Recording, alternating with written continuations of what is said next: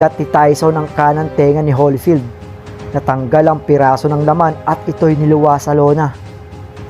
Pansamantalang pinatigil lang referee na si Mills Lane ang laban para suriin ang sitwasyon. Matapos ang maikling konsultasyon, pinayagang magpatuloy ang laban.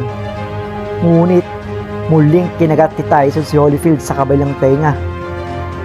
Ang pangalawang pagkagat ay sapat na para itigil ang laban at si Tyson ay na-disqualify at nagbigay ng panalo kay Holyfield.